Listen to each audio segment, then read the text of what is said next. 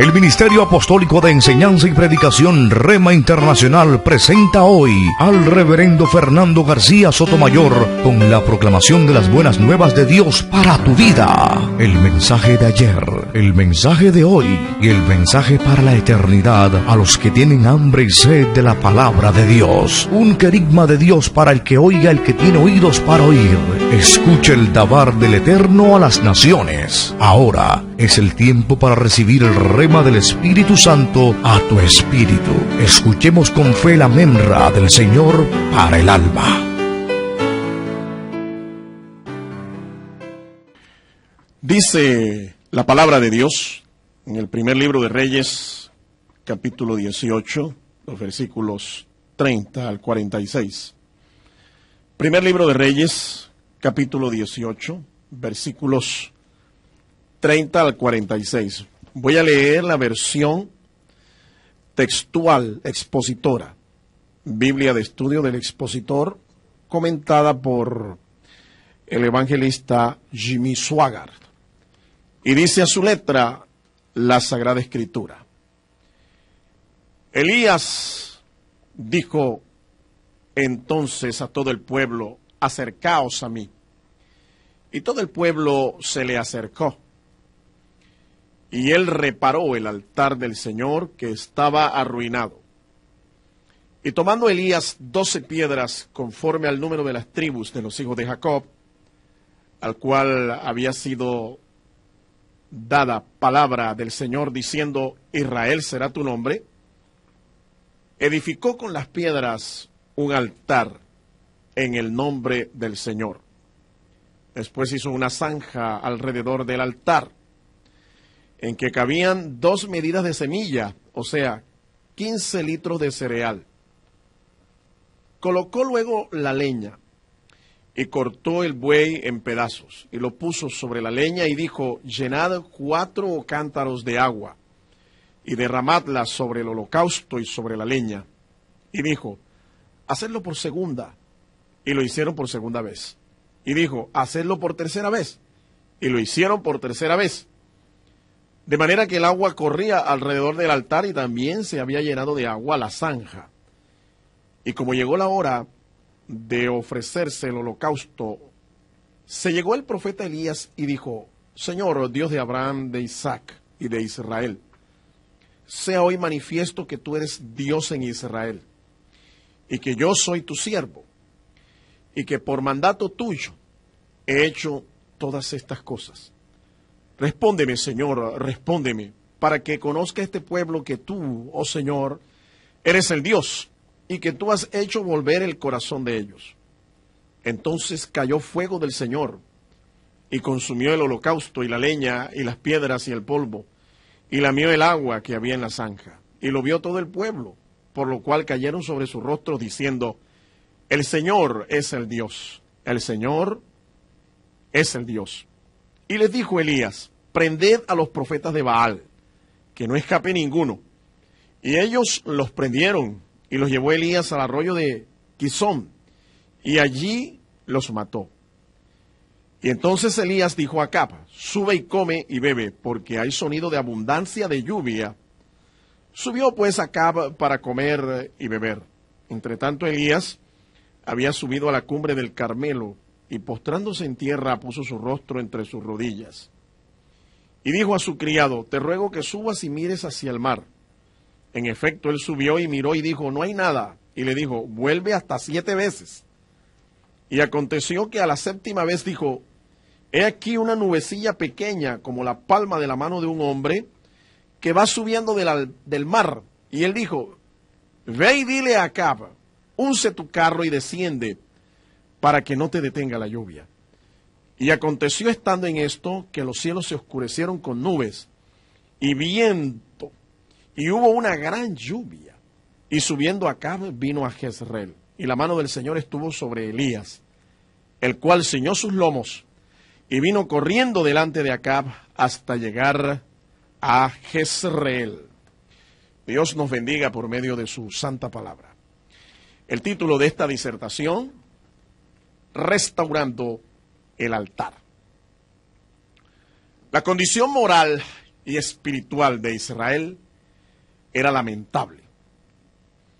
El pueblo se había ido detrás de los ídolos, se habían descarriado rumbo a la idolatría. Su dirigente nacional, el rey Acab, hacía lo malo ante los ojos de Jehová. Y de colmo, su esposa, la reina Jezabel, sostenía el culto pagano.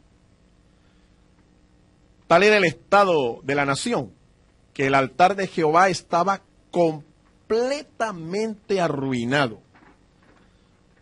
No había adoración al Señor, no había sacrificio, el ministerio sacerdotal estaba completamente abandonado. Definitivamente la condición moral de esta gente era terrible. Pero en medio de tanto paganismo y persecución, un hombre de Dios se había conservado íntegro. Dios siempre reservará instrumentos que le sean fieles en todos los tiempos. Este era el caso del profeta Elías. Elías se propuso restaurar el altar del Señor. Pero para esto él dio unos pasos. No era fácil la tarea, pero el profeta, en nombre del Señor, se lo propuso. Es lo mismo que puede ocurrirnos a nosotros en nuestros días. De repente miramos a nuestro alrededor y encontramos situaciones parecidas en los que la adoración a Dios se ha profanado, se ha contaminado, y en medio de esta situación tan lamentable, Dios nos pide a nosotros integridad. Pero para poder restaurar o ayudar a que se restaure el altar desde donde se adora a nuestro único y verdadero Dios, hay que dar unos pasos. ¿Cuáles fueron los pasos que el profeta entonces dio? En este pasaje que hemos leído, nosotros vemos cuáles fueron claramente los pasos que el siervo de Dios tuvo que dar. Y que también tiene que dar todo aquel que quiere restaurar su altar de adoración. Todo aquel que quiere restaurar su vida y su comunión con Dios. O todo aquel que quiere influir en su entorno para que la adoración a Dios sea en espíritu y en verdad, como lo enseñó nuestro Señor Jesucristo. El primer paso que el profeta dio consistió en observar dónde estaba el enemigo. El profeta observó que el enemigo estaba dentro del pueblo. Estaba dentro del pueblo, no estaba fuera. Él no tuvo que irse afuera. Él encontró al enemigo dentro del pueblo. La nación se había plagado de adoradores de Baal y de Asera. Asera o Astoret. Astoret es la misma expresión, pero en plural. Astoret es la expresión plural de Asera.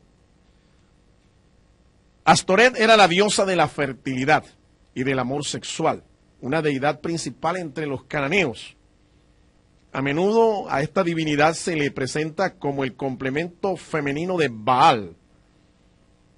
Hay evidencias escriturales en el libro de los Jueces, en el capítulo 2, en el capítulo 10, en el primer libro del profeta Samuel, capítulo 7, capítulo 12, en donde nosotros vemos las menciones que se hacen de Astoret o Astarot, el complemento femenino de Baal.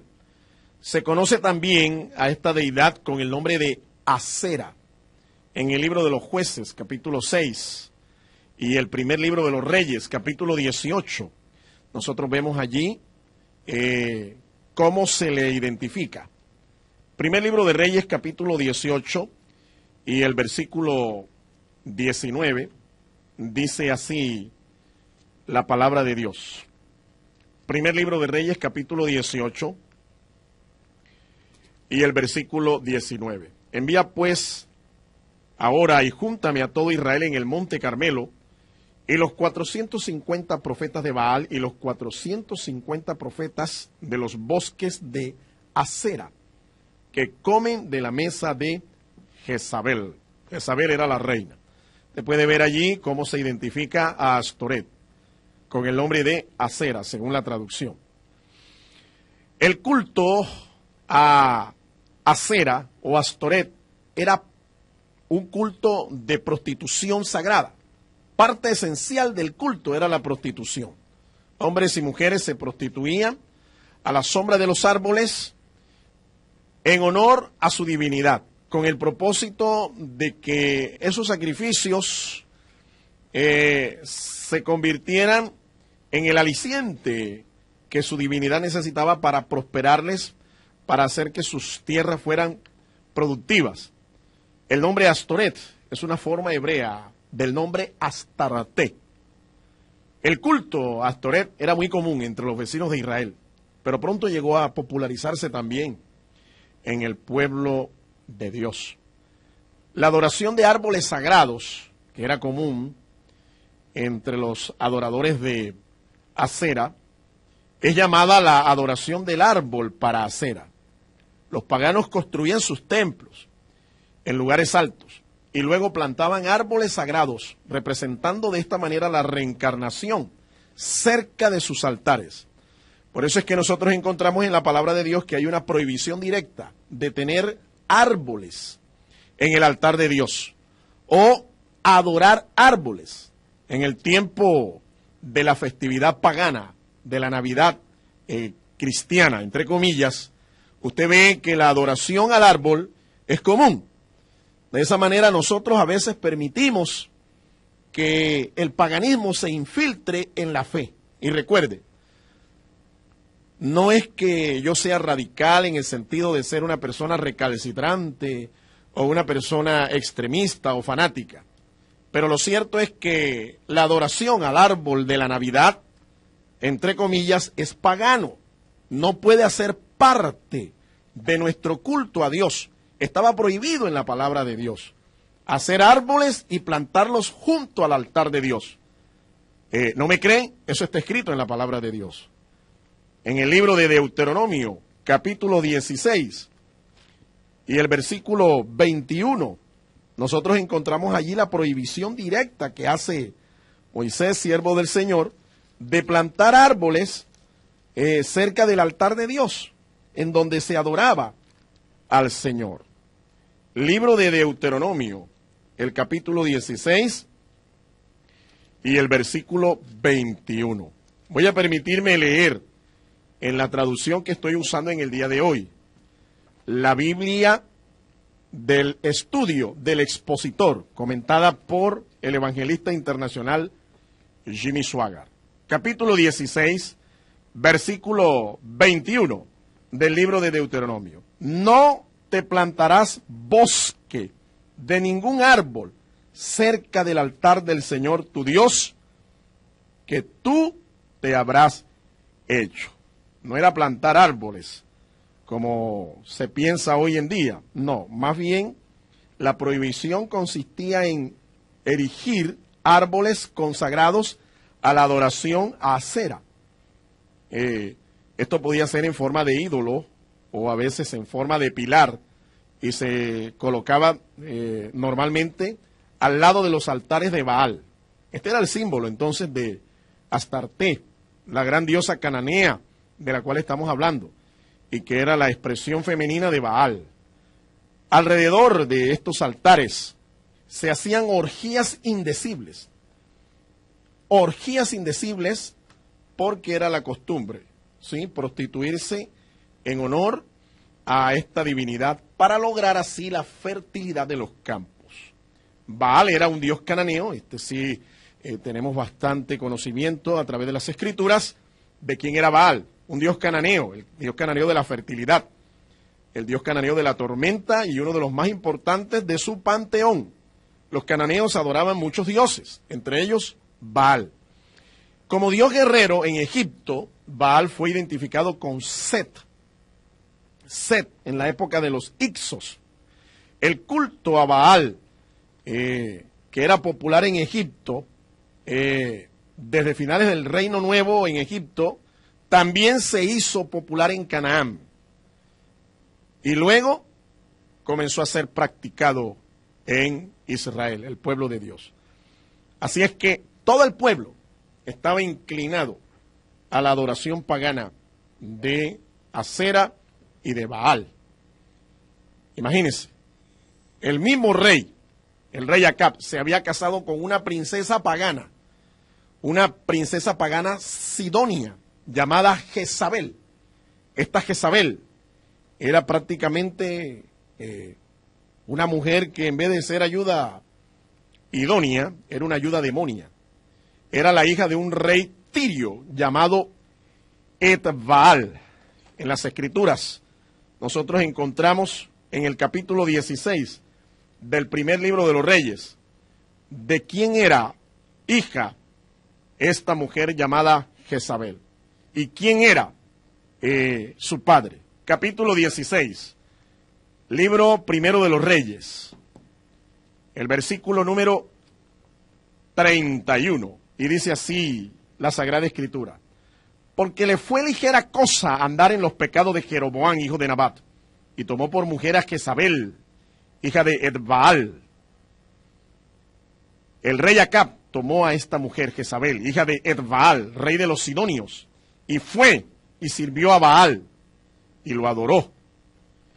Terrible. De modo que el profeta quería restaurar el altar de Dios, pero se dio cuenta, observó que el enemigo estaba dentro del pueblo.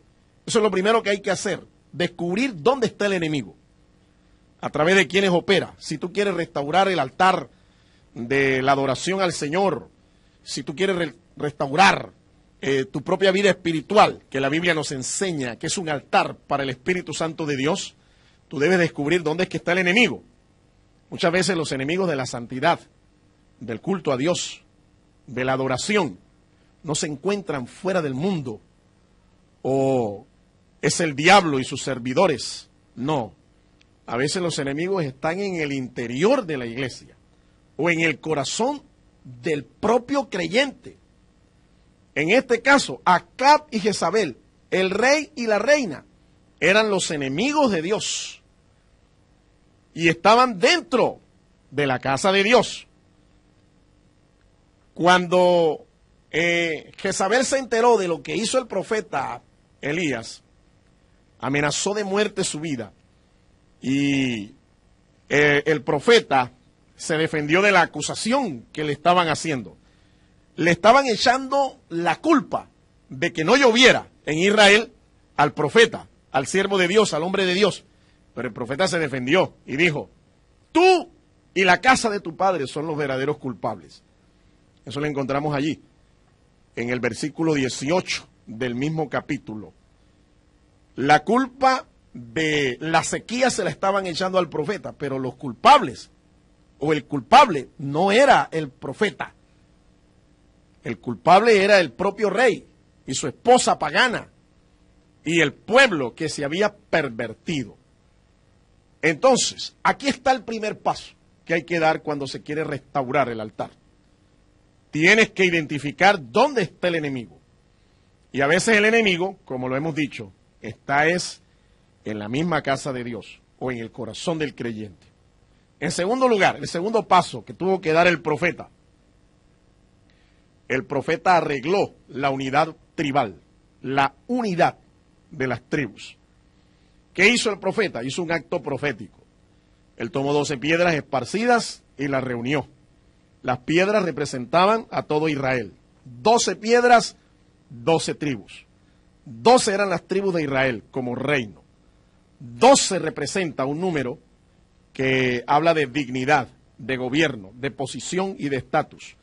De modo que, note usted que el propósito del profeta no solo era restaurar el altar, restaurar la adoración, sino también restaurar el gobierno de Dios, la posición que tenían ellos como pueblo de Dios delante de las demás naciones. Estaban completamente descarriados, habían perdido su dignidad, su posición, su estatus delante de las naciones, y esto había que restaurarlo. El profeta entonces convoca a todo el pueblo. Es necesario que el hombre de Dios tenga convocación. Y para tener convocación se necesita la autoridad de Dios. Para poder mover a la gente se necesita autoridad de Dios. Jamás se podrá lograr una victoria sobre los enemigos si no hay verdadera unidad. Eso es un principio de las Escrituras. El que quiere lograr la victoria sobre los enemigos tiene que actuar en unidad con Dios, en unidad con el pueblo de Dios. Tercer paso, la unidad se hizo en el nombre de Jehová. El profeta declaró el poder de Dios, Dios reveló su poder después que el profeta levanta el altar, ofrece el sacrificio y de una manera sobrenatural el fuego de Dios desciende y consume todo. La unidad de un pueblo, mi estimado amigo, mi estimado hermano, no se hace alrededor de un concilio, de una denominación, o colocando al pueblo en ese activismo eclesiástico, ministerial, poniendo a la gente a trabajar y a trabajar y a hacer y hacer y hacer, descuidando lo más importante, la construcción del carácter, del ser de cada creyente. A Dios le interesa más lo que tú eres que lo que tú haces por Él. De modo que la unidad no se construye poniendo a la gente en una actividad incesante para asegurar así que el pueblo ande en unidad. No, a veces es increíble que una persona puede estar al lado suyo, estar junto a usted, pero no ser unánime con usted. La unidad de un pueblo tampoco se logra alrededor de un hombre. Llámese este profeta, llámese este apóstol, evangelista o quien quiera que sea. Note la humildad y la sencillez del hombre de Dios, de Elías, el profeta.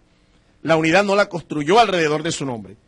Este hubiera sido el momento para él aprovechar cuando Dios lo respalda y decirle a la gente lo grande y lo ungido y lo especial que era él.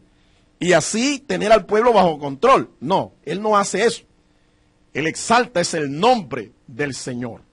Exalta el nombre del Señor. Es increíble que cuando la gente ve cómo el fuego de Dios desciende, la gente comienza a decir, Jehová es el Dios.